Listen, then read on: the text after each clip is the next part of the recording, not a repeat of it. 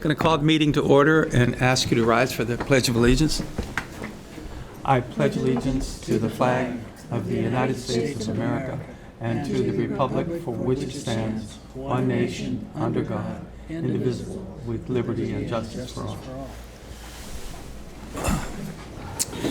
Thank you and good evening, everybody. Dee, would you please take the roll? Director Wallace. Present. Director Nicholson. Director Yee. Present. Director Stewart. Present. Director Eapen. Present. Yes, I understand that Dr. Nicholson is on his way from a meeting and he'll get here in approximately an hour. So we will begin and start the evening with the consent calendar. I don't know that we have much, do we? Just the minutes. Just the minutes.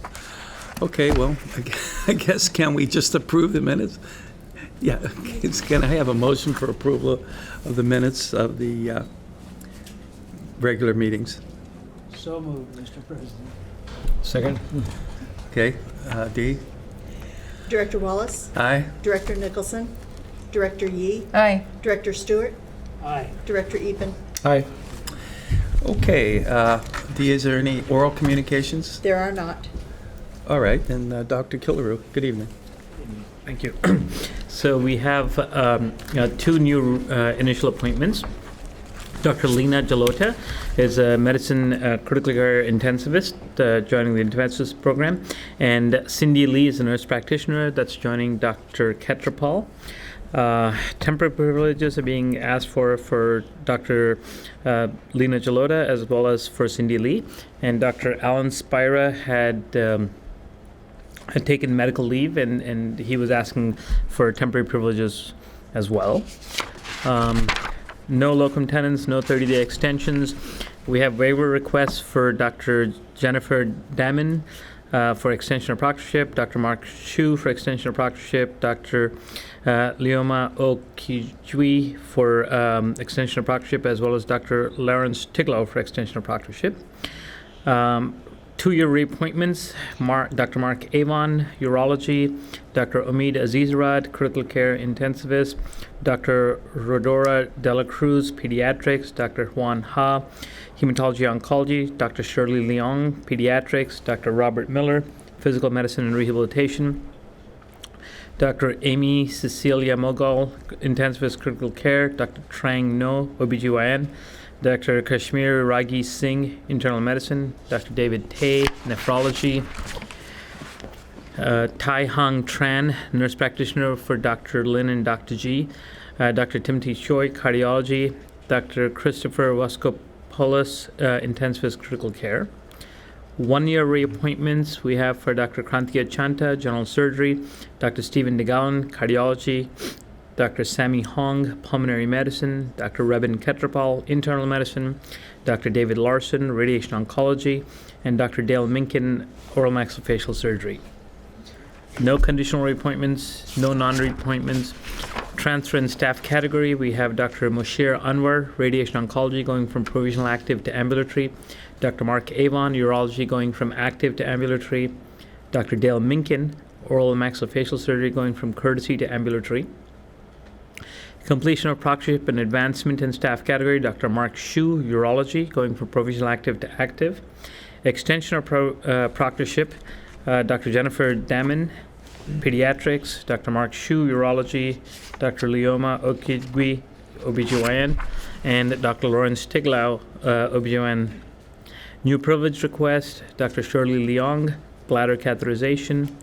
Deletion of privileges, Dr. Shirley Leong, skin tag removal, Dr. Leoma Okigui, reproductive endocrinology and infertility, is deleting the special privileges for total laparoscopic hysterectomy.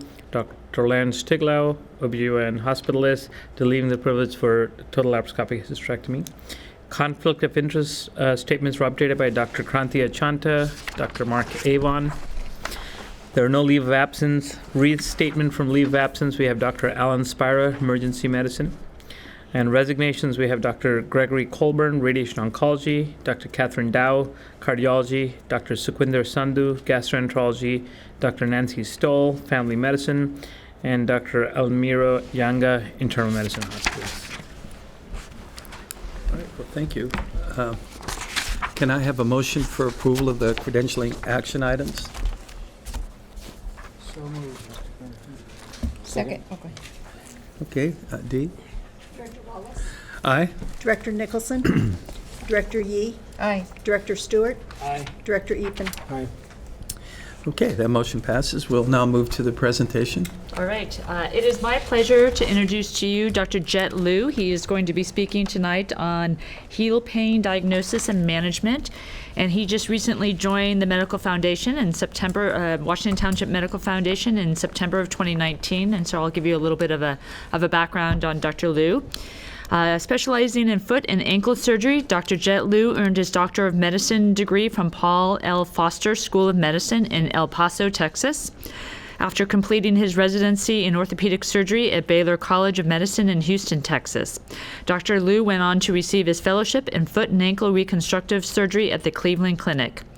He has been widely published and is a member of several professional organizations, including the American Orthopedic Foot and Ankle Society, the American Academy of Orthopedic Surgeons, and the Alpha Omega Alpha National Honor Medical Society.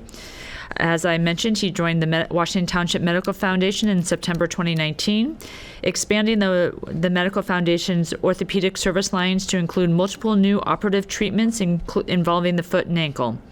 Along with other specialized techniques, Dr. Liu is trained in minimally invasive ankle arthroscopy. Fluent in Mandarin, Chinese, and Spanish, Dr. Liu is passionate about helping the underserved and regularly volunteers for missions to Central America. He enjoys traveling, cooking, running, biking, basketball, calisthenics, and spending time with his wife, who is completing her residency at UCSF. All right, thank you for the nice introduction, Mrs. Hart. It's great to be here with you guys. I also have to share some brief and concise and informative presentation on kind of what I do, and I thought to share some of the most common things I see in my clinic a few times a day, actually, and that is, pain in the heel. So here we go. So just to start with some, very common clinical scenarios. This guy's his name is John. He's a, 55-year-old construction worker, and he has complained this painful bump in the back of the heel. Usually is not very symptomatic, but recently, he's rubbing in his boots, especially at work. And then this is Jason. He works a desk job. He's 9 to 5, but most of the time he tries to keep himself in shape on the weekends. So he goes out and runs a lot on the weekends. And he complained of pain in the back of the heel over the past couple weeks.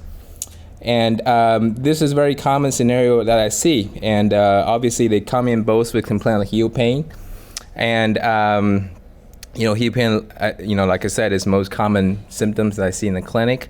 And I thought, why not to talk about that in a little bit with you guys and share kind of what I think about it.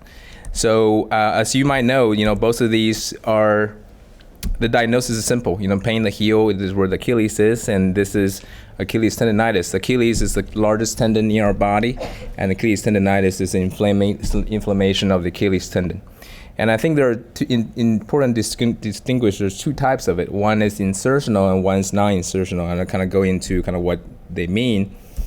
And this is what the picture of what John, the first construction worker, coming presenting. You can see there is a kind of bump in the back of the heel that's low, that's right located near the back of the heel bone, and that's very painful to touch when you push on it. And this is what we call insertional Achilles tendonitis. It's a spectrum of overuse and caused by repetitive inflammation that includes cartilage development and eventually turning into a bony metaplasia. And if you take an X-ray of these patients, you not only notice there's some bone in the back of the heel, but also, as you can see the arrow, there is usually something called a Hageland's deformity, which is a medical term for this extra beak of bone in the back of the heel at the posterior superior corner. And that's something you're born with. Some people have a little higher beak, and some patients will have a little lower beak. Patients with higher beak is usually we see kind of correlate with insertional Achilles tendonitis because they're in a kind of an anatomic disadvantage. As you can relate that every time they're toe up and pushing off when they're walking, the back of the beak would rub on the tendon in the back, and that can create some inflammation. But if you take 100 people with x-rays, and probably a lot of people will have a tall beak, that does not mean they're symptomatic from it. And this is the picture from Jason's x-ray. You can tell there's a bump in the back of the heel as well. However, it's a little higher, and it's kind of in the substance of the tendon, as you can see. And that's painful to touch as well. And these are non-insertional Achilles tendonitis. What that means is actually the problem is in the belly of the tendon. That's usually 2 to 6 centimeters above the insertion. And the reason of that is these are predisposed to it due to the lack of blood supply that allows it to very slowly heal if they're inflamed. And there's a number of reasons that people can have these. Overuse is most common, but sometimes people can take antibiotics, medications, and sometimes there's a genetic predisposition to these as well. And in the clinic, it's very important to kind of look at these patients and make sure they don't have something more severe, such as Achilles rupture, which I'll relate to that in a little bit, why it's important to catch these. There is several genetic clinical pearls. First, you can just look at their resting posture. With a tendon that is either stretched, elongated, or even ruptured, they don't have enough tension, and so in a way, their ankle sits up, or in this case, sits down a little bit more than the contralateral side. And there's a pretty reliable clinical exam called a Thompson test. Essentially, you have them prone and you squeeze on calf, and if there's a tendon that's intact, the ankle would automatically plantar flex, or toes would be automatically pointing down every time you squeeze your calf. And obviously you want to compare that to the contralateral side to see if there's any difference. And then you can just push on their tendon to make sure there's not a palpable gap. If there's a palpable gap, yeah, it's probably ruptured. However, a lot of these patients have Achilles tendonitis for a long time, so then they come in, they will have what we call a subacute presentations, and sometimes there's a scar formation across the gap, so it's not as sensitive. Some burning questions people usually ask me about, how to approach Achilles tendonitis is, when you get an MRI, and I will tell you these MRIs are not really routinely indicated because it really doesn't change the management plan initially, which I'll go into in a little bit. When do I get an MRI? I suspect was a complete Achilles rupture from the clinical exam, or they have no response or lack of response to non-operative treatments for these symptoms. And MRI is usually what I get ahead of time to help myself with surgical planning. And why do you want to catch these ruptures? Well, because they're more prone to rupture. There's a nice studies that shows these patients with history of Achilles tendonitis has 4 to 5% of rupture rate. Well, in general population, it's about 0.2%. So that's about 100, 200-fold of increase in rupture risk. And the study also shown that the age of higher risk of rupture is between 50 to 59, and then there's no difference in male or female. Let's go into the treatment a little bit. So obviously, all the time you start with non-operative, low risk, high reward. This is my treatment algorithm. I tell my patients, they're in 3 phases. The first phase would be resting, improving the inflammation, improving the pain. And once that's settled down, then we go into the second phase, which is rehabilitation with physical therapy. And they do that when they do well with that. And then the third phase would be transition to a regular activity. And just go into the different phases a little bit. The first phase is rest, and these are kind of a marriage of modalities, activity modification. If they're painful jumping, then tell them to avoid those things that bother them. Immobilization, they can go into a boot such as that to kind of limit the workload from the Achilles tendon. A heel lift would kind of place in the back of the boot or back of the shoes. That kind of limits their excursion distance from the Achilles to kind of decrease its workload that way. Heel pad, if they have a bump in the back of their heel that's symptomatic, then you can have them wear a heel pad that you can purchase over the counter to kind of minimize the rubbing that can create some pain. And obviously the anti-inflammatories, ice, they're all kind of adjuncts. And then the first phase really ends, when you push in the back of their heel and they say, wow, that feels a lot better. I have no pain at all. And that's when you can reliably say, okay, well, you're ready for the second phase, which is physical therapy. So what that mean? You wean them away from the boot immobilization, and then you start them on physical therapy with first phase of gentle calf stretching. get the flexibility improved, and then that brings more blood supply to the area and potentially increase healing. And then in the late phase, when they do well with that, you have them do something called eccentric strengthening, which is kind of what this picture shows, that you have them toe up and slowly, gradually, controlled fashion down, stretch the Achilles, and that has shown to be the most effective way for strengthening of the calf muscle. And then the adjunctive is iontophoresis, which is kind of a medication you can put on this pad on the skin that stimulated for the skin to absorb through electrical currents. And then if you do well with that, whether it was 6 weeks to a few months, then they'll be ready to wean back to regular activities such as recreation and things like that. So in my experience, over 90% of patients are very successful with non-surgical options. And less than 10%, well, they tried everything, they're still having a lot of problems.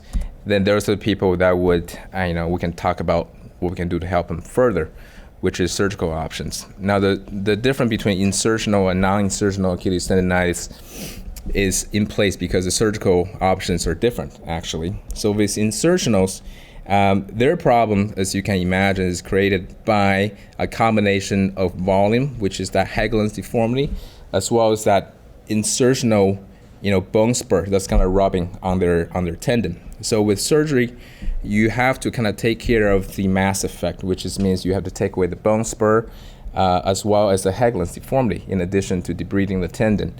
And sometimes when the tendon is too involved or too damaged, you have to kind of consider possibly transferring tendon around to kind of help to do its work.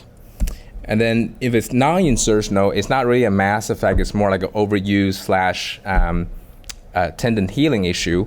Then in that way, you kind of debride away the tendon that is damaged and try to tubularize it or stitch it back together in a nice robust tube like the original tendon. And again, if it's too involved with the debridement, then you kind of think about transferring another tendon to kind of help out this work.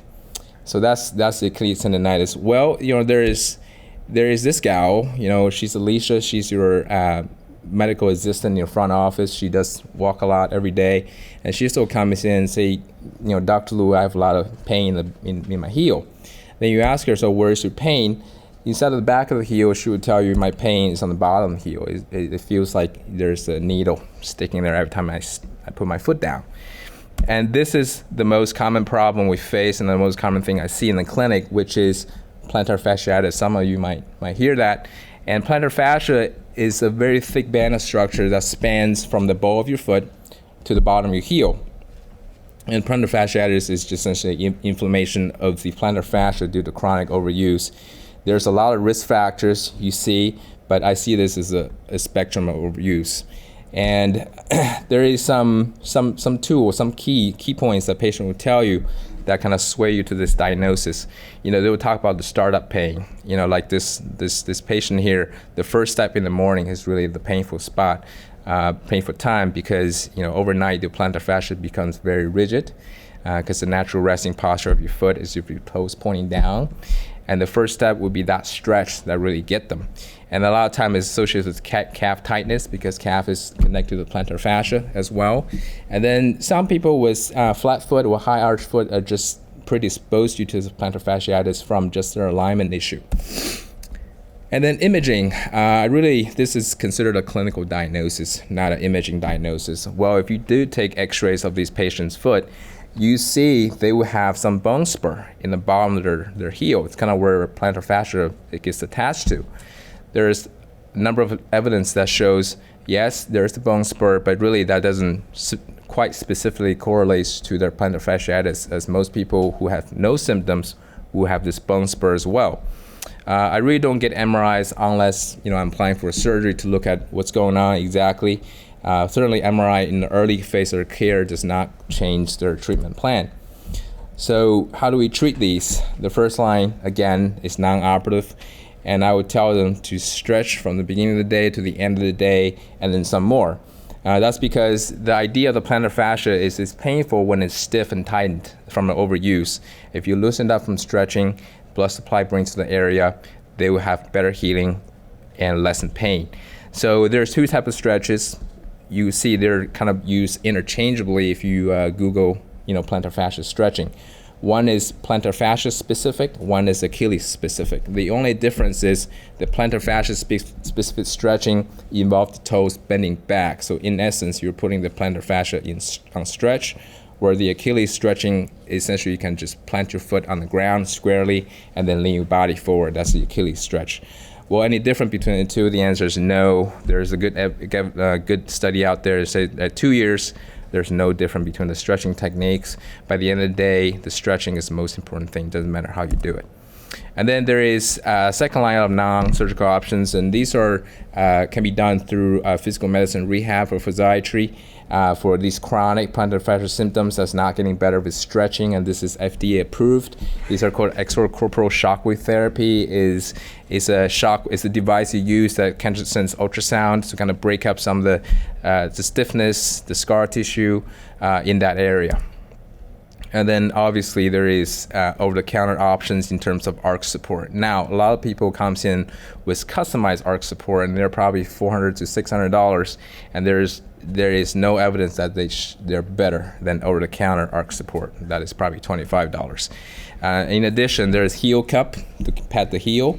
There's nice splints to kind of keep the plantar fascia stretched through the night. And then, if they're too symptomatic with pain, then it's worthwhile to consider a short period of immobilization to calm down their symptoms. And then, in my experience, these non-operatives are more than 95% successful if they do the dedicated stretching and pain relief and properties and things like that. For these that are less than 5%, they will come in and say, I've tried everything, and my friend got a shot from somebody years ago, and that took his pain away completely. Can I get a shot too?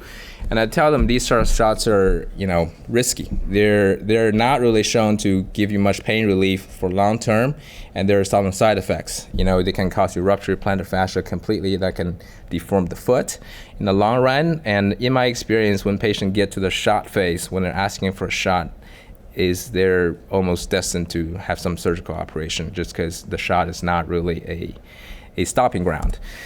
So what the surgery involves is plantar fascia release, and you're in the same area, plus minus tarsal tunnel, which is kind of a tunnel that you want the nerve travel through, and sometimes that nerve can be irritated at the same time as plantar fascia.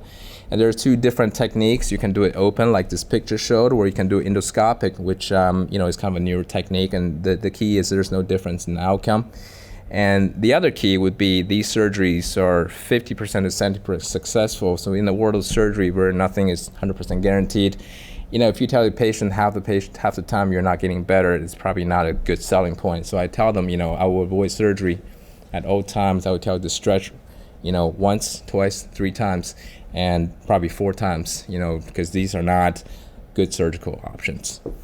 And that's my talk on heel pain. And just to briefly give you a little introduction to the wonderful world of foot and ankle. These are some of the techniques I kind of learned over the year of my training, and hopefully I can get the chance to kind of help the population here to improve their physical well-being. So first of all, just quickly introduce you. This is ankle arthroscopy. Obviously, all of us are probably familiar with knee arthroscopy or knee scope to clean out the knee, debride the cartilage or meniscus work and things like that. Same thing can be said about the ankle. There is injuries that can happen in the ankle, which can do it minimally invasively using shavers, even burrs, things like that, or even recreate some injections in the ankle with biocartilage. Those are some of the newer techniques. So that all can be done with ankle scopes. And then ankle arthritis, not as common as knee or hip arthritis, but it's definitely a condition that people struggle with. And I perform ankle replacement, which is, we're on 3rd generation that has really good long-term data that showed they have good outcome. The historical standard is ankle fusion for ankle arthritis, but the ankle replacement has shown just as effective in treating these patients' pain, however, given motion as well. And then the last thing, this is rarely done, but it's very effective in certain populations, especially patients with wound healing problems or just skin that's not appropriately healing. These are called multiplanar X-fix placements.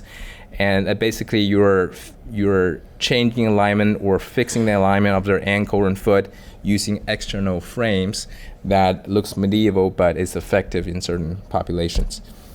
In my big picture about what foot ankle is, I divide them in kind of four categories. The first category would be deformity. These can be soft tissue or bony.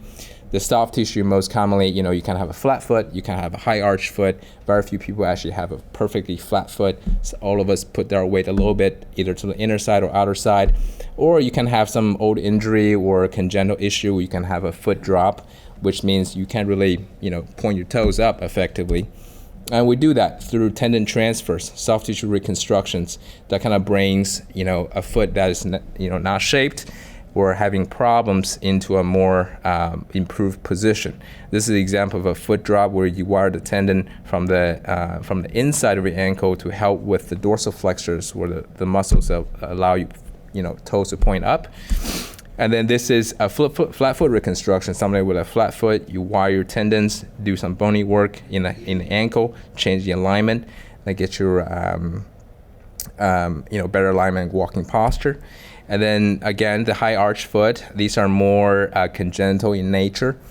We can also do some bony and tendon work to kind of change your alignment as well, which I do that as well. And then the other thing would be bony deformities. These are congenital or acquired.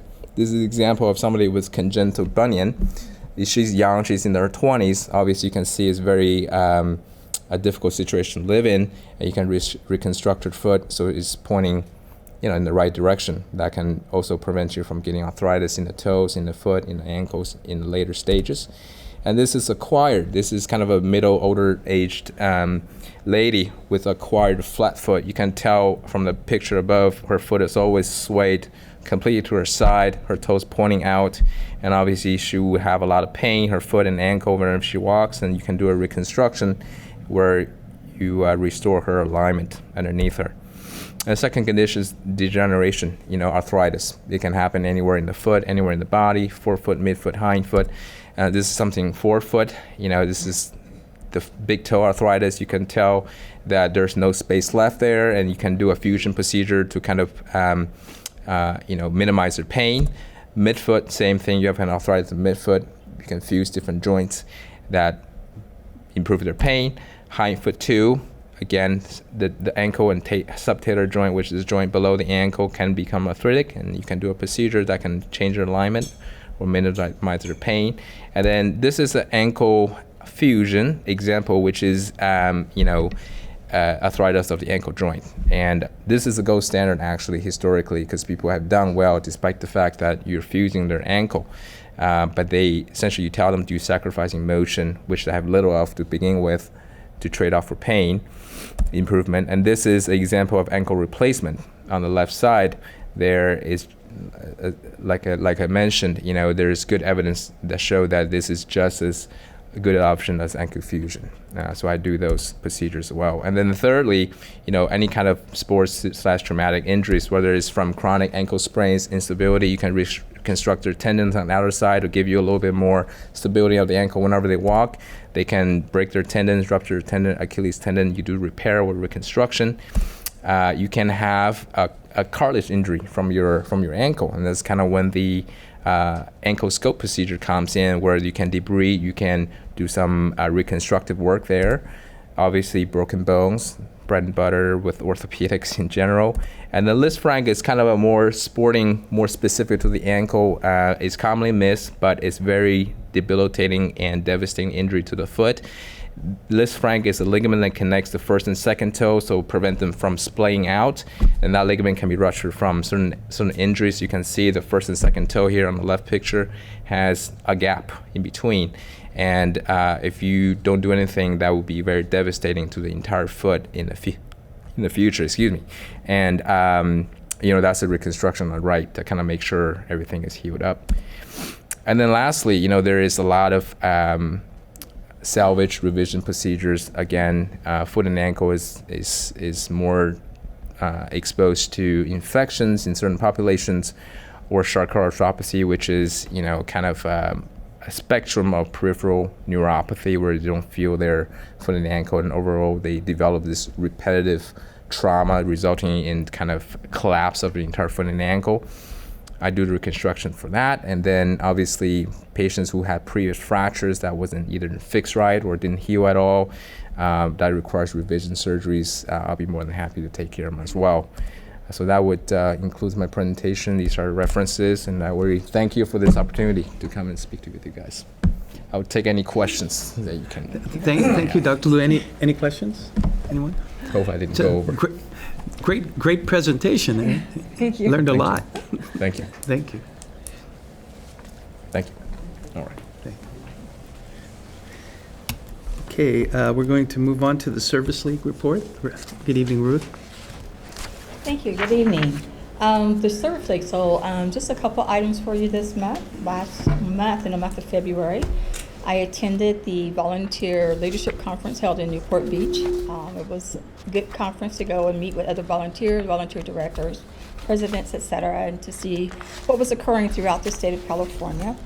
I attended 3 particular seminars. One was on software management systems, gift shops in the hospitals, and the role of volunteer services. And so a couple of key takeaways out of the seminar on the role of volunteer services in your hospital organization, to remind us that volunteers are community ambassadors. They represent the hospital, the organization, so we should always consider ourselves as ambassadors to our organization.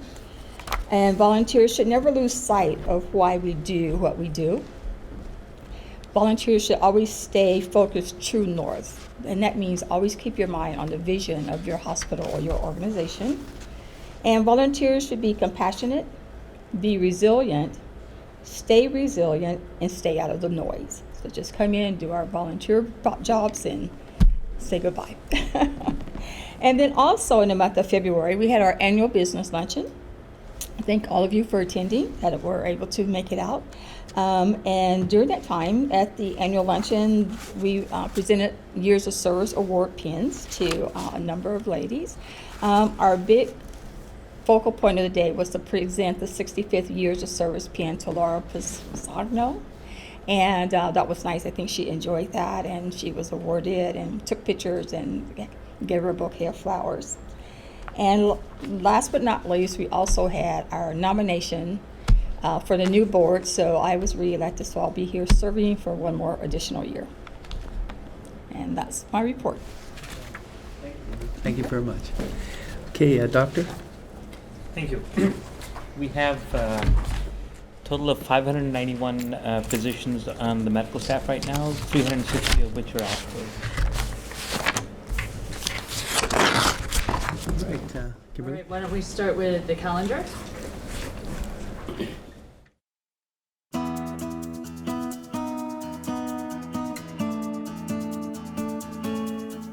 Past health promotions and outreach events. During the month of February, Lucy Hernandez, Community Outreach Manager, provided 3 hand hygiene presentations for students at Chadbourne Elementary School in Fremont and Cyril's Elementary School in Union City. Information was provided on proper hand washing and hygiene to prevent infection and the spread of germs. 84 students participated. During the month of February, students from Mission Valley ROP's Medical Interventions and Biomedical Interventions program participated in Washington Hospital's Career Exploration program. Students shadowed staff from Biomed, 6 West, Special Care Nursery, and the Cath Lab. The program introduced students to careers in healthcare in addition to experiencing firsthand patient care activities offered in the hospital. 14 students participated. On Wednesday, February 19th, Washington Hospital staff provided bone density screenings for osteoporosis and health information at the City of Fremont Age-Friendly Community Engagement and Resource Fair hosted by Cottonwood Place in Fremont. More than 150 people attended the event and 33 bone density screenings were provided. On Thursday, February 20th, as part of the Women Empowering Women series, Dr. Victoria Liepart, gynecologist, presented Strategies to Live a Heart-Healthy Lifestyle. 15 people attended. On Friday, February 21st, Washington Sports Medicine provided athletic trainers and hosted a first aid booth at the Special Olympics basketball tournament at Newark Memorial High School in Newark. 289 student athletes participated. On Thursday, February 27th, Dr. Victoria Liepart presented Ready, Set, Goal, A Healthier You in 2020. 17 people attended. On Tuesday, March 10th, Washington Hospital hosted the Women in Business Conference. The Perfect Moment is Now, coordinated by the Fremont Chamber of Commerce. The event featured a panel discussion addressing women's issues in the workplace. Panelists included Kimberly Hartz, Washington Hospital Chief Executive Officer, Kim Peterson, City of Fremont Chief of Police, and Pam Isom, owner of ICE Safety Solutions. More than 80 people attended. Also on Tuesday, March 10th, as part of the Speakers Bureau, Christy Caracappa, Health Insurance Information Service Coordinator, provided an overview of the Health Insurance Information Service Program to the Mental Health Association of Alameda County Family Support Group. 17 people attended. Upcoming health promotions and community outreach events. As a health precaution, we are postponing our upcoming health and wellness seminars for the months of March and April. While this may be erring on the side of safety, the health and well-being of our community members, our staff, physicians, and volunteers must be our top priority. We are evaluating other programs and events and will keep you advised of changes. Bay Area Healthier Together. Washington Hospital's partnership with ABC7 continues to provide health-related information and education through on-air programming and on BayAreaHealthierTogether.com. The featured topic during the month of February was heart health, featuring Dr. Rohit Sehgal, cardiologist, plus articles on ways to lower your blood pressure and optimizing your recovery with cardiac rehabilitation. The Washington Hospital Healthcare Foundation Report. The Washington Hospital Healthcare Foundation's annual golf tournament will be held at Castlewood Country Club on Thursday, May 7th. Now in its 35th year, the tournament is held in memory of longtime Fremont businessman Jean Angelo Pisano. To reserve your foursome or to become a sponsor, please call Washington Hospital Healthcare Foundation at 510-818-7350. The Washington Township Healthcare District Board of Directors Report. Washington Township Healthcare District Board members attended the League of Volunteers Elegant Affair Gala on Friday, February 14th. The Fremont Education Foundation's Excellence in Education Gala on Friday, February 28th, and the Abode Services Journey Home Breakfast on Friday, March 6th. Washington Hospital Employee Association, WIA. For many homeless, low-income women or young ladies in need, accessing menstrual hygiene products is often difficult, expensive, and stigmatized. In response, we have partnered with Alameda County Commission on the Status of Women to raise donations of packaged, unopened menstrual hygiene products. Items were donated to Union City Family Center, who serve women and girls in our district. Washington on Wheels, WOW, Mobile Health Clinic. The Washington on Wheels Mobile Health Clinic, WOW, is a mobile medical unit providing quality health care services primarily to uninsured and underserved district residents. WOW brings Washington Hospital's commitment to patient-first care to clients throughout the district. During the month of February, WOW served community members at the Family Resource Center, Fremont Winter Shelter, and the Irvington Presbyterian Church in Fremont. These community partners provide social services to families in need and the homeless population. The total number of community members receiving health care from the Washington on Wheels Mobile Health Clinic during the month of February was 19. Internet and social media marketing. Washington Hospital's website serves as a central source of information. The hospital's employment section was February's most viewed webpage with 32,030 views. Washington Hospital has an active social media presence. Through these channels, we update the community with news on events, services, and patient care. Connecting with our community through social media continues to grow. Our most popular content told the story of a Fremont grandmother who suffered migraines for years. She expressed thanks for the successful treatment provided by neurosurgeon Dr. Eldon Eichbaum. Users can find us on Instagram, Twitter, and Facebook at Washington Hosp. YouTube. Washington Hospital has an active YouTube channel where community members can find board meetings, previous health and wellness seminars, and other educational programming. Recent additions to YouTube include Healthy Eating, Prescription for Health, Active Living, Yoga Exercises, and Anxiety, Stop Negative Thoughts. In Health, Channel 78. During the month of February, Washington Hospital's cable channel 78, In Health, captured new programming including a Diabetes Matters program called Heart Healthy Eating and a health and wellness program titled Ready, Set, Goal, A Healthier You in 2020. In addition, In Health aired 3 health and wellness programs titled Healthy Eating, Prescription for Health, Active Living, Yoga Exercises, and Strategies to Help Lower Your Cholesterol and Blood Pressure, and the February Board of Directors meeting. Awards and recognitions. On Saturday, February 29th, the Washington Hospital Healthcare System recognized and celebrated 326 Washington Hospital Healthcare System employees at the Employee Recognition Awards event. Combined, those employees have been part of the healthcare system family for a remarkable 5,755 years. The employees recognized included 5 40-year awardees, 1 45-year awardee, and 1 special employee who has been with the organization for 50 years. This year was the inaugural year of the Nancy Farber Patient First Ethic Award.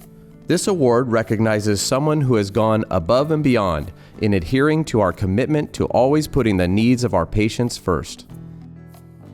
For more information on any of the programs mentioned, visit WHHS.com or call 800-963-7070, and please follow us on Facebook, Twitter, Instagram, LinkedIn, and YouTube.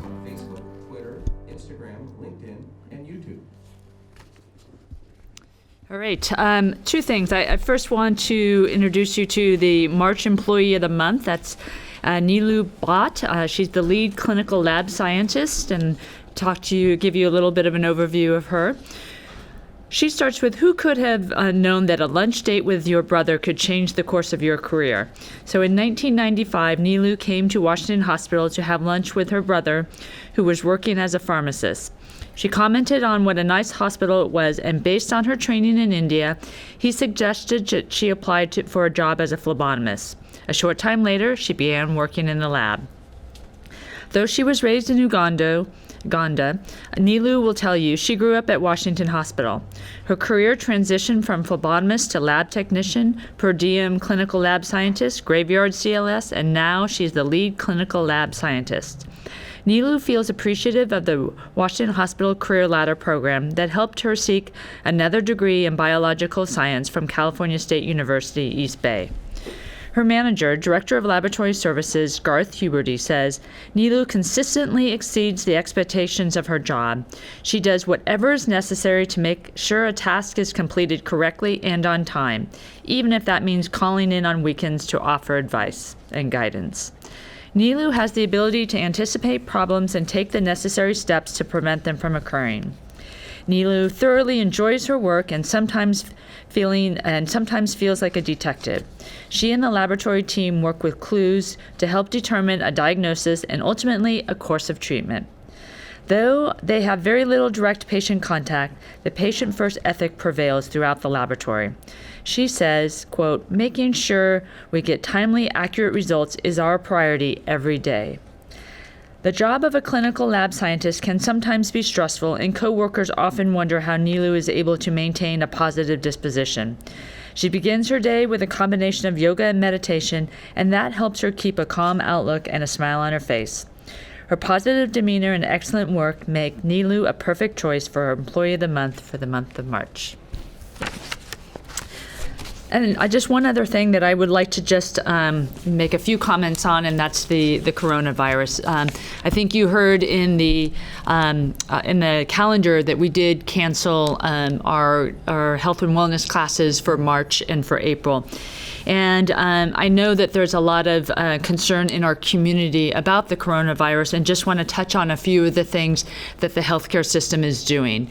And I think of utmost importance is really putting in place initiatives that ensure the safety of our staff, our physicians, our volunteers, and also, of course, our patients and our visitors. So there are a number of initiatives that we have put in place that I just want to speak about for a minute. And starting with the visitor policy. If you come into the front lobby, we are screening everyone who comes in. So there are screening questions to see and to understand whether or not you have a temperature. We are taking temperatures of those who come into the hospital, and again, it's to assure that we can the safety of our patients and our staff and our physicians, because we want to make sure that our staff and our physicians are there to take care of our patients. So we really want to make sure that nobody comes to the hospital if they are ill. Also, we have a visitor policy in terms of saying that anyone under 18 also are not able to visit at this time. We know that there are extenuating circumstances and that we would deal with if somebody's in an end-of-life situation, or if there's a sibling that's being born. There are certain circumstances, of course, that we can work on a case-by-case basis with. So we're also doing screening in the emergency room, and so it's very important that if you come into the emergency room and you are ill, please make sure that is known, because we will immediately mask and take you into an isolation room if you have symptoms of illness, of respiratory and cough and fever. So it's very important to communicate if you have any symptoms. Also, again, if you have any questions in terms of reaching out to your primary care physician, that's very important to talk with them. A number of our ambulatory clinics and our physician clinics are actually trying to screen patients ahead of time before they come for their appointments to see whether or not they are ill, and if so, depending if they need to be screened for the coronavirus or just having them to stay home at this point, and we can reschedule their appointment. Also, I know there's, with us, we are very well equipped as a healthcare system in terms of having appropriate isolation rooms, looking at our supplies. But there's also important that we note that there are times that we may have to, given what's going on, potential surges. So we are, just like any time that we do plan for what to do in terms of if we get an influx of inpatients and also through our emergency room. So we're actively continuing to monitor the situation and to look at ways that we put in place sort of what we call surge plans. I also just, we have put up a lot of signage, and again, we're doing a lot. We have on our website, we have videos, and we have links to the CDC where you can get updated information. And again, I think it's really important that this is continuously evolving. What we say today could change actually even tomorrow. And so it's very important that if you have any questions, the CDC is a good website.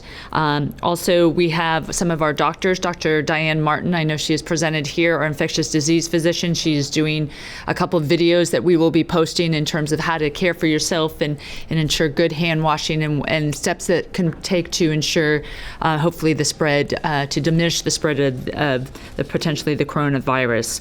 We've also been putting out notes on MyChart, if those of you who have MyChart, and also social media, again, with some information about how to take care of yourself in terms of that.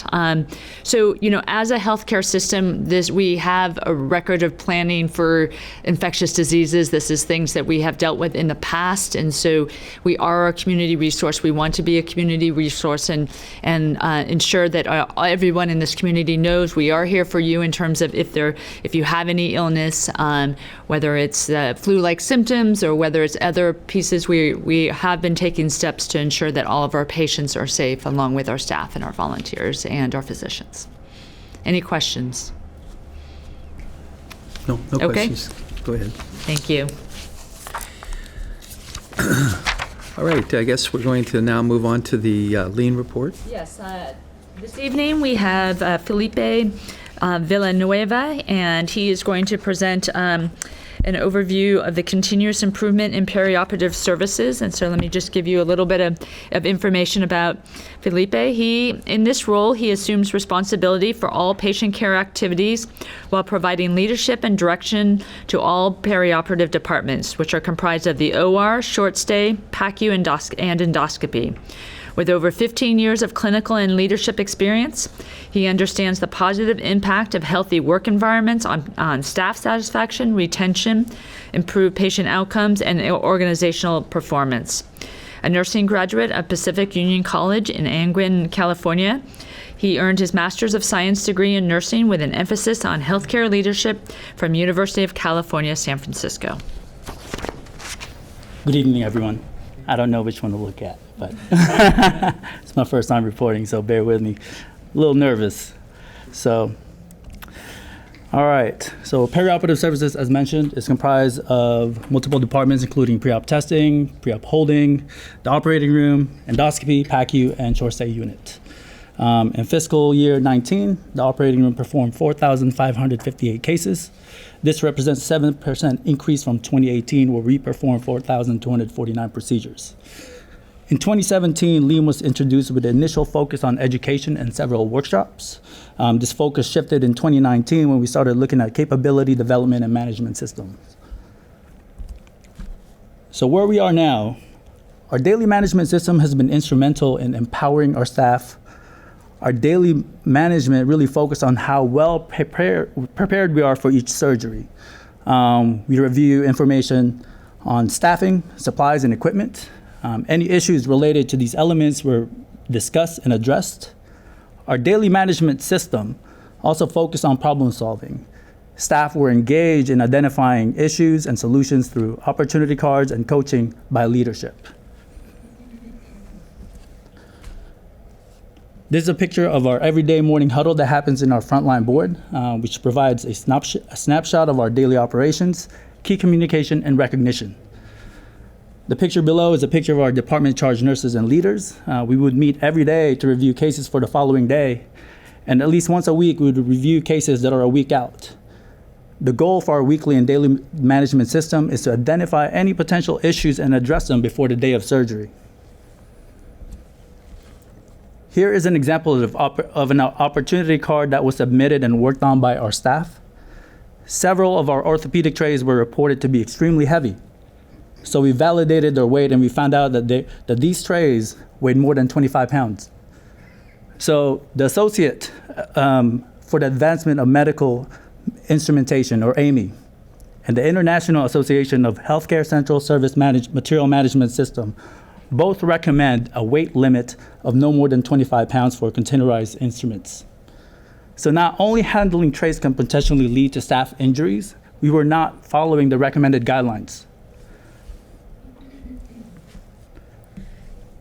Just last year, we performed over 400 hip arthroplasty cases. Staff partnered with our surgeons and reviewed all 6 trays related to these surgeries. And here's the outcome. This total knee tray that's pictured here, after eliminating instruments that were not needed, we were able to accomplish a total reduction of 4.6 pounds. There's more.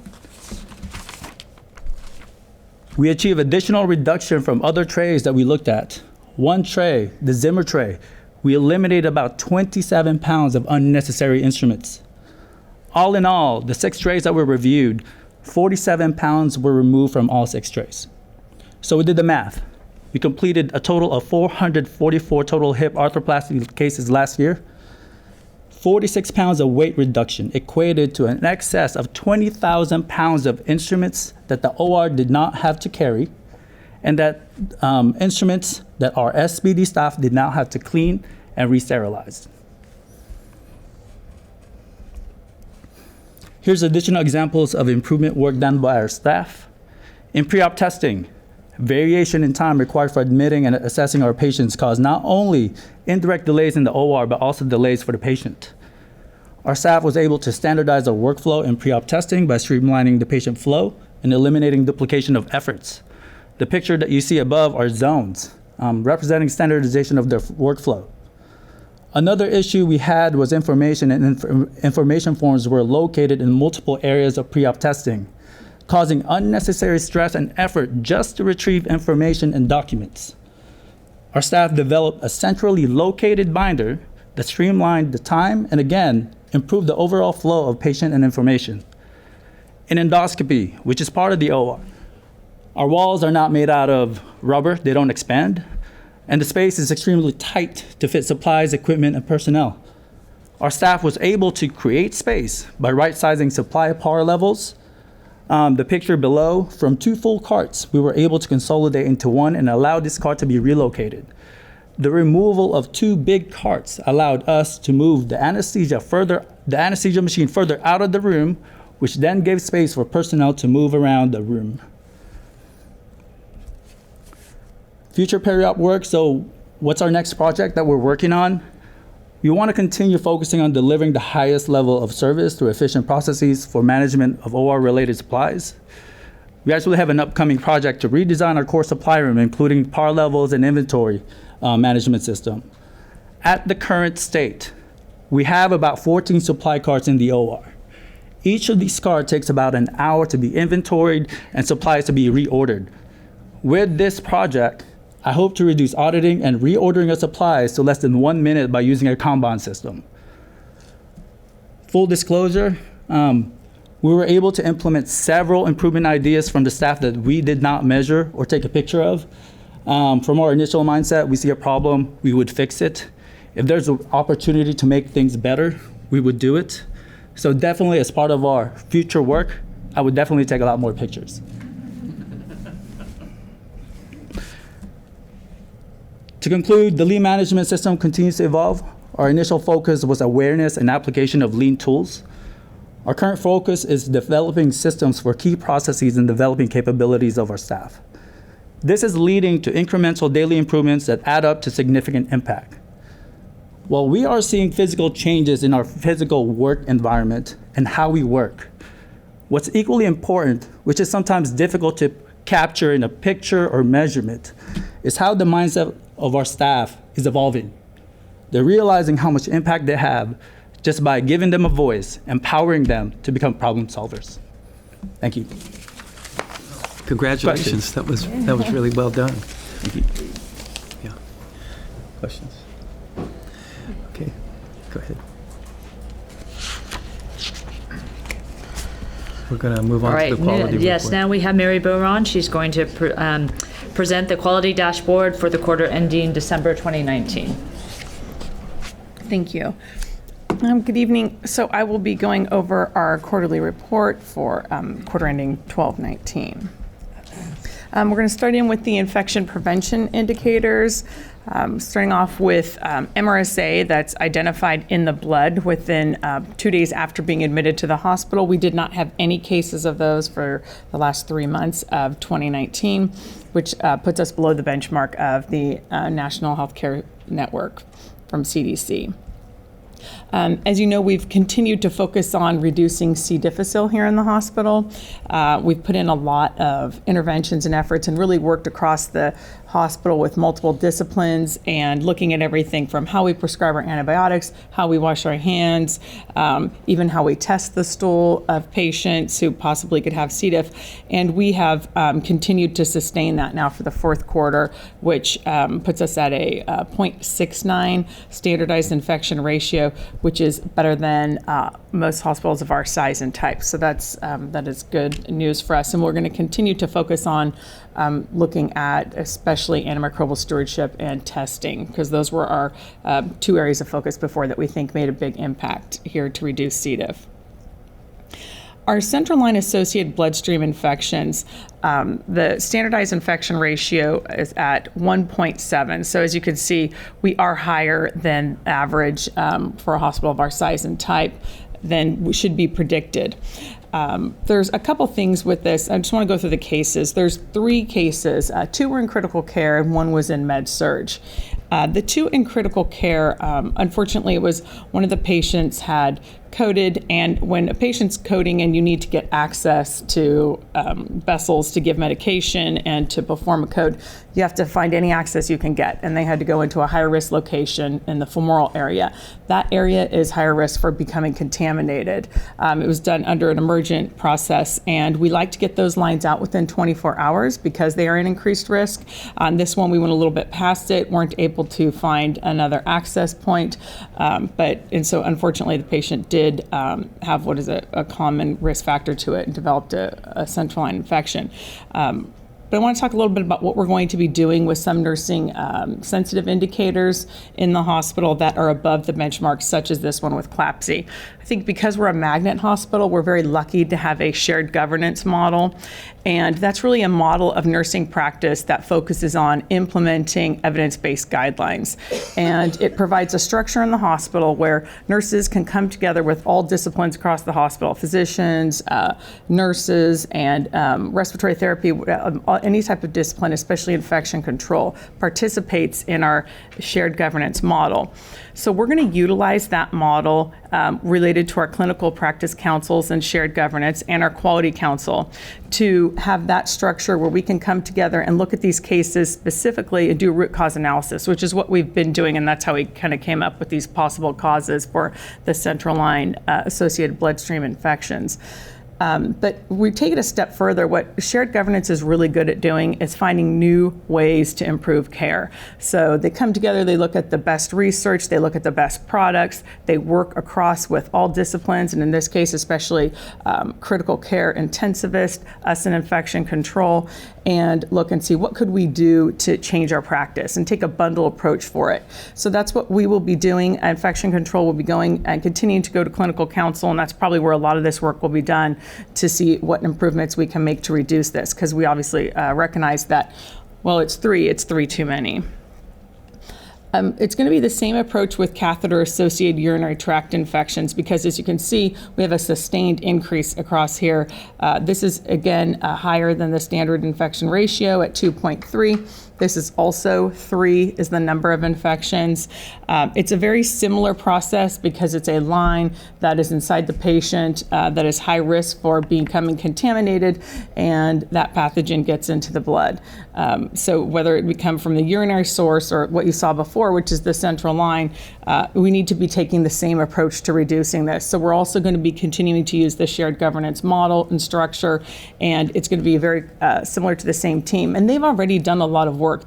The work is done at a unit-based level also because these are the people who are taking care of the patients on the front line. They understand the practice barriers, and for example, with catheters, we've looked at, how can we get those lines out sooner and what products are we using? We've implemented a product that actually can only be used on females, but it's a way of collecting the urine without putting an indwelling catheter. And as a result, we have seen a big decrease in female catheter urinary tract infections.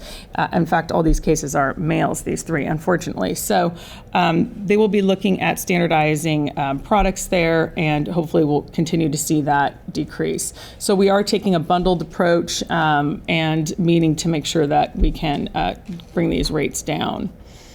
VRE, which of course is a very difficult bug to treat.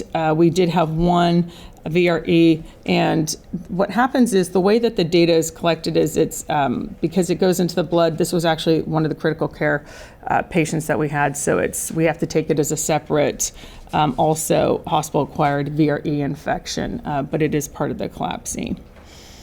Moving into our surgical site infections with colons, another sort of high-risk surgery for becoming infected that CMS looks at very closely, and we report to them on a monthly basis.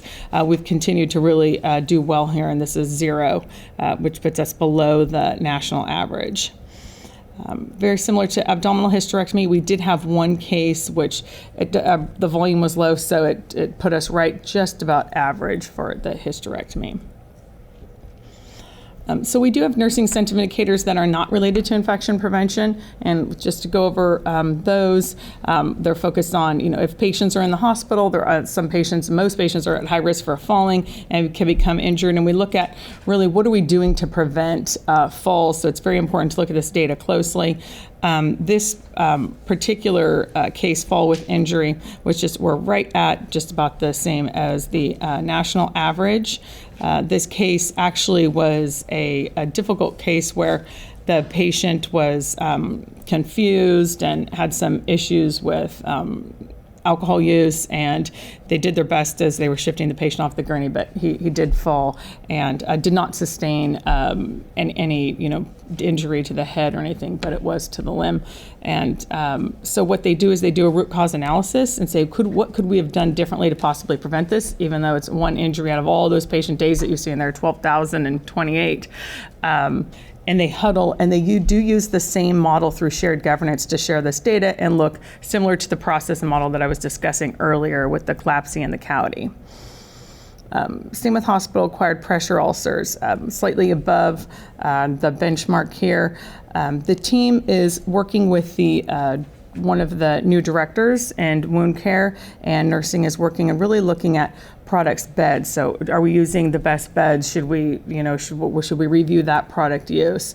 And looking at, turning procedures, nutrition, all of that is a part of it. That goes through specifically through the Quality Council, and we'll continue to work on that through shared governance. Our Joint Commission national patient safety goals for handoff communication, which we need to have happen at every shift, continue to do well on these direct random observations. The goal is about 90% for Joint Commission, and we were continue to be at 100% for handoff communication. Patient identification, same thing. We did have, out of all the direct observations, there was one case that fell out in a procedure area related to documentation. In fact, I'm going to go into the next slide where it was the procedure timeout.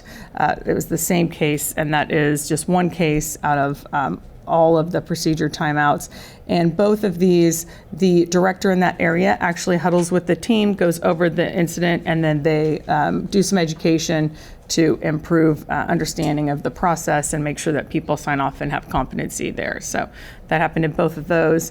Hand hygiene is at 87.5% through the end of this quarter. The national average is closer to 70%. Joint Commission would like to see us at 90%, of course. We at Washington are continuing to strive for 100%. So what we're doing right now is we have retrained some staff to go out and do hand hygiene observations. We have new people who are going to be new on the units or unidentified, so that, typically if somebody shows up and they're doing hand hygiene observations, the rate will go up, which is fine, but you also want to know what happens when infection control team is not around. So we're looking at that. The patient safety team is working on this, and we're rolling out initiatives working with the medical staff. What I think is particularly interesting about hand hygiene right now is there's been, of course, a renewed interest because of coronavirus. And while it is tragic and very difficult for everybody in the world to be dealing with right now, it has really renewed focus on people washing their hands. I mean, you see it all over all the infection control blogs that I'm on and all the stuff we read. They say, people are, really washing their hands now. Just purely anecdotally, when we bring forward the hand hygiene data later on, I can tell you it's likely to be higher than 87.5 based on what we've seen in the last couple of weeks. So that's some good news to that.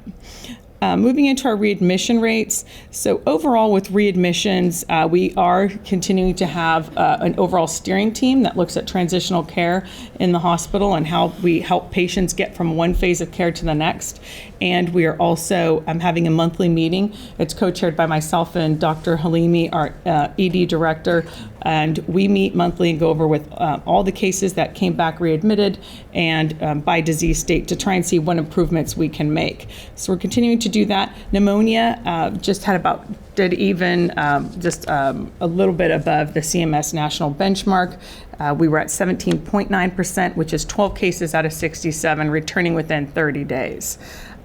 Pneumonia for us we had an increase where 4 of these were the same patient. And so what we've done is we've taken that as a complex case and we've assigned it to a new role that we've dedicated a resource to. It's a coordinator of readmissions reduction. It's a staff RN who is got some strong clinical background, and she's working with us in readmissions. And her entire focus every day is taking the patients we've identified that are inpatients, working with them closely. She has a census she goes off of every day. She goes to the unit, she has face-to-face communication with the patient, with their family members, make sure that they're set up for discharge before, provides them education, goes over medications, etc. This is very new. We've only just started this in the last couple of weeks. And she'll look at all the disease states, including the AMI, otherwise known as a heart attack, which we could see a little bit of a bump in at 20.8%. This is 5 cases out of 24 coming back. AMI is always a little tricky. They don't typically come back with something cardio-related, and these cases, they did not in all 5. It was all-cause readmission, so these were unrelated to the management of their cardiology. Heart failure has been a focus area for us, and we're glad to see a little bit of a decline here at 19.6%. We had 11 patients come back out of 56.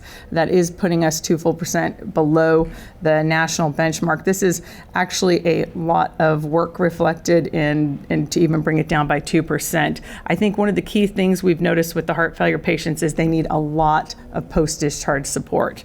And we do have a dedicated nurse who, same thing, has a lot of clinical history and experience, and she's been calling these patients and working with them. And she identifies things all the time about they couldn't get their medication refilled, or their son was going to be able to take them to the appointment, and now he can't. What can we do to help him get transportation? I mean, she has story after story every day that she deals with that I think is helping us specifically to heart failure. With surgical procedures are another thing that CMS looks at related to patients who had a coronary artery bypass graft. This is the second quarter in a row where we've had an increase in patients returning. We had 2 out of the 6 that came back within 30 days. It's a small number, so of course it jumps up to 33%. But it's we still work with our physician advisor in quality, who has he's a retired cardiovascular surgeon, and he looks at these cases in detail for us. He identifies risk, looks at things that we could possibly learn from and do differently. So we looked at these cases very carefully. Both these patients had a long length of stay while they were here on their initial visit. Lots of comorbidities, complex cases, and absolutely needed to come back for being readmitted. They had some complications and got the care they needed and ultimately had a good outcome. But we still look at them from a readmissions basis. It will go to peer review and our cardiovascular section here. Hips and knees continue to do really well. There only had 1 patient out of 113 procedures come back in those 3 months. That's way better than the national average. It's just another continued marking of the outcomes in that program and how well we do there. Chronic obstructive pulmonary disease, we had 4 patients come back out of 21, puts us at 19%. So we were a tad below the national average.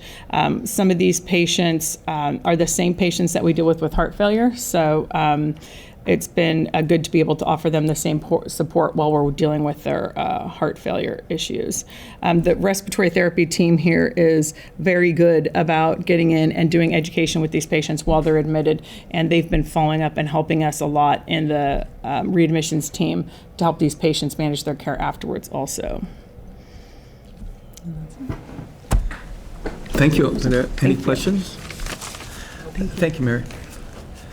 All right, moving on to the finance report.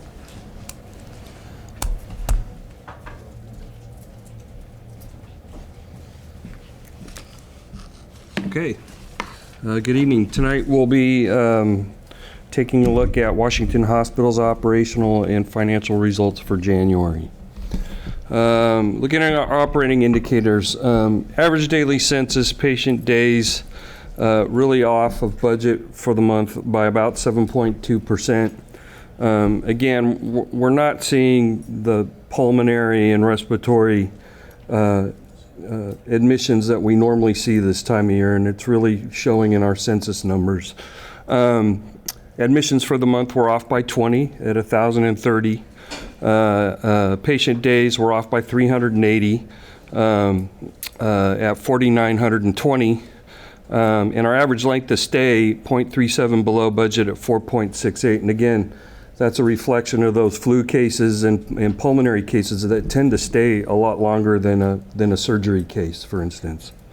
Outpatient observation days for the month were pretty close to budget at 197.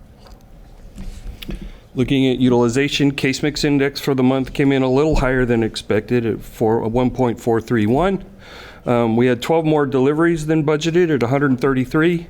18 more surgical cases at 437 in January. That includes our joint replacement cases that were 29 above budget at 194. Neurosurgical cases were off by 2 from budget at 22, but that was offset by cardiac surgical cases that were above the budget by 2.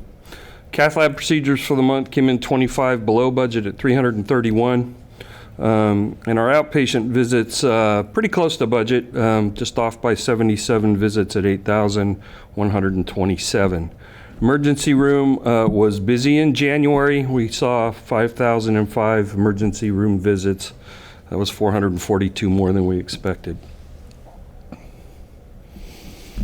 Quick look at cath lab activity. Peripheral vascular activity made up the lion's share of the business in the month, followed by at 41%, followed by cardiac procedures at 33%.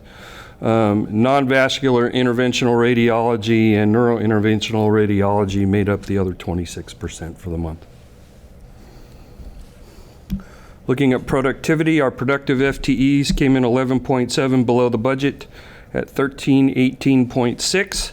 We had 202.2 non-productive FTEs in January, giving us total FTEs pretty close to budget, about 2.8 above the budget at 1,520.8. Total full-time equivalents for adjusted occupied bed for the month came in higher than budget at 6.37 for January.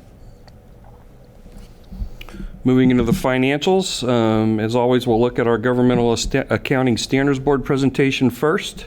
This is the presentation we use for our audited financials. Total patient revenue for the month came in almost $4.6 million above the budget at $190,468,000. Our total deductions for the month came in higher than budget at 77.94%. We had expected 77.68%. Had a couple of offsets going in there. We had a tough mix in our contractuals. Higher government payers in the month, lower PPO, which resulted in our contractual allowance actually moving 4.2% against that gross revenue move of 2.5%.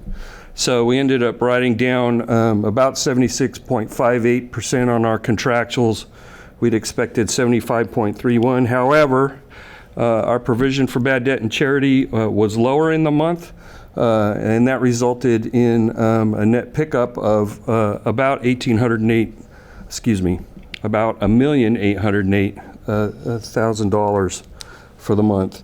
And that came in at 1.36% of gross revenue versus 2.37. So that really helped out net revenue for the month. And we ended the month with net revenue $668,000 above the budget at $973,000. Operating expenses for January came in $652,000 below budget. Really the big mover there was our benefits expense. We had low health and welfare claims in January, which was helpful given the levels we'd seen earlier in the year. That was offset by our supplies costs that were about $524,000 above the budget, really driven by the joint activity and also the pharmaceuticals that result from the higher levels of activity going on in the infusion center. And really, those were the big drivers. Purchase services and pro fees were off about $283,000, and those were driven by medical fees and consulting fees that were lower than budget. So we end the month with operating bottom line a little over $1.3 million above the budget at $2,405,000. Non-operating income for the month came in $1,159,000 higher than budget at $1,190,000. Really, that being driven by an unrealized gain on our investments of a little over $1 million as interest rates moved lower, yields on bonds moved lower. That helps the value of our bonds. So we end January with a total bottom line from a GASB perspective that was almost $2.5 million higher than budget at $3,595,000. Quick look at our Financial Accounting Standards Board presentation, and this is the GASB presentation adjusted for how the financial markets might look at us. Total patient revenue stays the same, net revenue stays the same. We reclassify the revenue bond portion of our interest expense out of non-operating up into operating expenses to come up with operating expenses that were $856,000 below budget at $42,215,000. And that results in an operating bottom line from a FASB perspective of $1,758,000, a little over $1.5 million higher than budget. We then eliminate the GO bond portion of our interest expense, as well as that unrealized gain on our investments and our property tax revenue that supports the debt service on that GO bond debt, to come up with non-operating income from a FASB perspective of $542,000, about $113,000 less than budget. And a total bottom line from a FASB perspective of $2.3 million against an expected $889,000. So pretty good performance financially for January. A quick look at our earnings before interest, taxes, depreciation, and amortization. And this is a presentation we look at to get an idea of how much cash the operation is generating. So we eliminate non-cash, the large non-cash transactions, which is largely depreciation, and also we separate out our interest expense. So from an EBITDA standpoint, we end up with our operating expenses before depreciation at $37,474,000 and an EBITDA of almost $6.5 million. That's about a little less than $1.2 million higher than we expected in the budget. If we move down to our non-operating section, we look at our non-operating income before our interest expense, and our non-operating activities generated a little over $3 million of income. So in total, in January, Washington Hospital's operating and non-operating activities generated almost $9.5 million in income to cover the interest expense and future capital needs. So are there any questions on January? No. All right. I'd like to present to you the preliminary operations report for February, and you'll see again we continue to not see the respiratory diseases that we've seen in the past. And so you can see in terms of our preliminary gross revenue of $175.1 million for February was below budget by $1.1 million and below February of 2019 by $7.7 million. Inpatient gross revenue of $116.3 million was below budget by $7.3 million. Outpatient gross revenue of $58.8 million was above budget by $6.2 million, or 11.8%. Looking at the key statistics, average length of stay of 4.96 was below the budget of 5.37. Outpatient observation days were 62 or 42.5% above the budget of 208 days. And then the average daily census of 163 was below budget of 180 by 17 or 9.4%. And you can see that it is also below what was February of 2019 too. Moving on to the admissions trend. Admissions were below budget by 61 or 6.3, and admissions for the month were 78 or 7.9% below February's of 2019. Patient days of 4,731 were below budget by 492 or 9.4%. And for the month, patient days were 890 below February of 2019.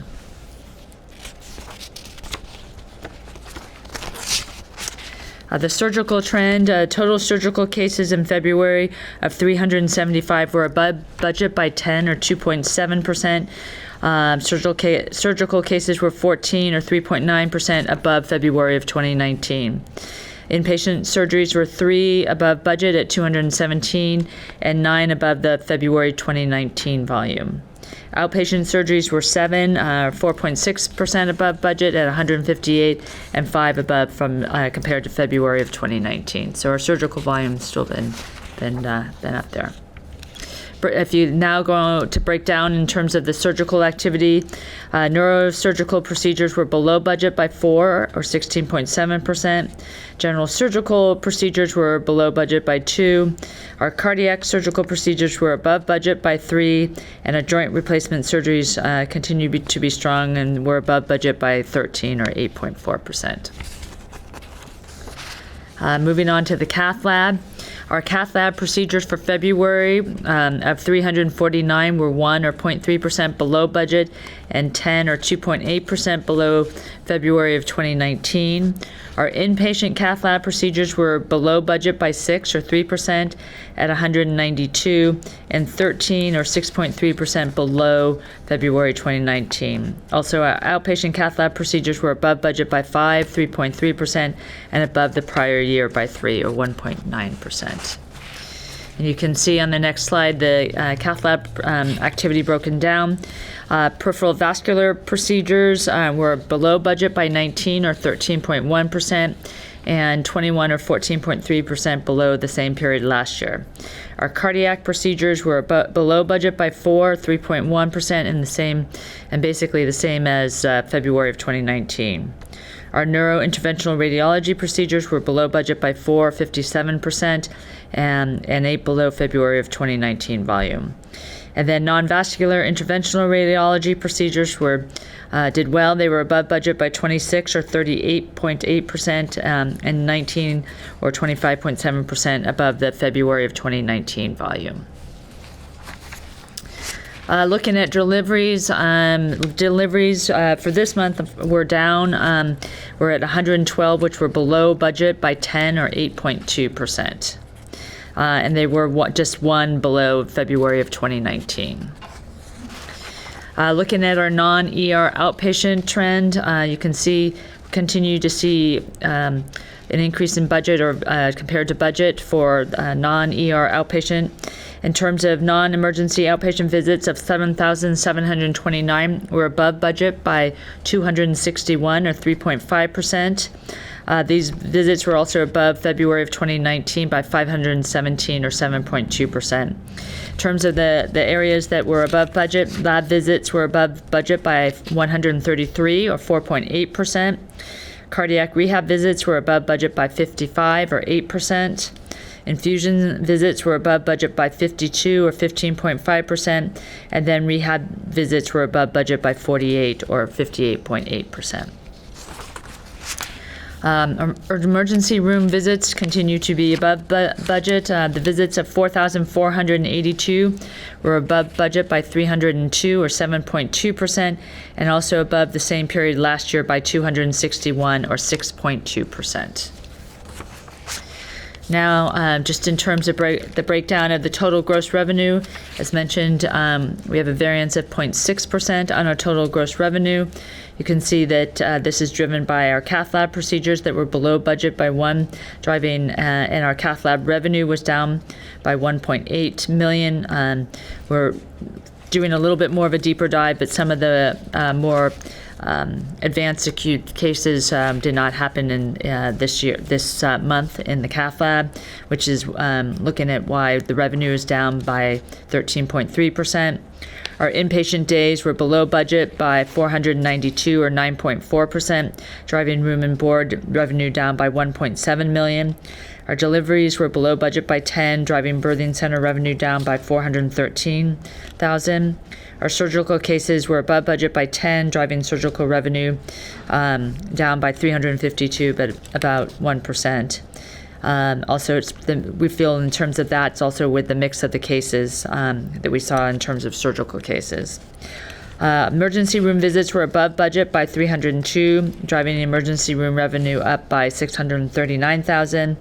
And the higher level of outpatient activity drove ancillary revenue above budget by 2.9 million, or 3.2%. Looking at our payer mix, preliminary payer mix information for February, you can see that our government-sponsored patient revenue made up 73.1% of the total gross revenue, which is above the budget by 72.1%, but it is lower than last year's percentage of 74.6%. The HMO revenue was 2.2% of gross revenue, which is below the budget of 2.5%. But it was higher than last year's percentage of basically 2%. Our PPO revenue was 23.5% of gross revenue, which is above the budget slightly of 23.1%. It's also higher than last year's percentage of 20.8%. And also to note that the private pay revenue was 1.2% of gross revenue, which is below the budget of 2.3%. So from that perspective. Looking at our productivity indicators, as you can see, focused on our managing our FTEs. Our productive FTEs were below budget by 38.2 or 2.8% at 1,312.6. Our non-productive FTEs were above budget by 0.6 or 0.3% at 180.3. Total FTEs of 1,492.9 were below budget by 37.6 or 2.5%. Our productive FTEs per adjusted occupied bed of 5.335 were above the budget of 5.26, which is 1.7% variance. And total FTEs per adjusted occupied bed of 6.08 were above the budget of 5.96 or around 2%. Other operational statistics, Washington Outpatient Surgery Center cases were above budget in February by 12 or 2.6% at 479. This was 59 or 14% above the February 2019 volume. Also, clinic volume visits of 3,726 were above budget by 218 or 6.2% for the month of February, and 356 or 10.6% above the February 2019 volume. Basically, the increases focused in our urgent care was busy. It was up 228 visits, and also Nakamura Clinic was up 157 visits. So those were the two main drivers of increases in the clinics. You can see our key financial statistics. Our days cash on hand for February ended at 164 days, an increase of 3 days from the last month. We saw an increase of investment gains that was attributed to this, and also we had a lower cash disbursements during the month. Last month we had a debt service payment last month. Also, days cash on hand were 19 days higher than the same period of last year, so that's good from that sense. We're growing our cash. Our days of gross revenue and accounts receivable were 55, which are, as you can see, is 4 days lower from the prior month, and really we were focused on collecting the backlog from the holidays. And there were 370,756 in charity care applications pending or approved in February. In terms of the homeless patient activity, you can see there was 167 homeless patient encounters in February. Estimated incremental cost of Senate Bill 1152 for the month of February was around $77,000. Estimated total unreimbursed cost of homeless care for the month of February was $623,000. And you can see estimated total unreimbursed cost for the homeless care for fiscal year 20 year to date is just over $4 million. The other is this next, I know last month you asked in terms of just being able to see sort of the trend, and here you can see that the red portion of the bar represents the monthly estimated incremental cost. The yellow portion of the bar represents the monthly total estimated unreimbursed cost, and then you can see the total at the top, or the number at the top represents the number of homeless cases. So you could kind of give perspective because of how it is each month. All right, any questions? All right. All right, Thank you.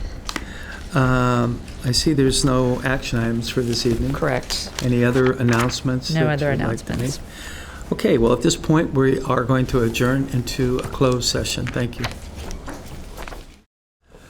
Okay, we are going to reconvene the open session and announce that no reportable action was taken during the closed session. With that, this meeting is adjourned.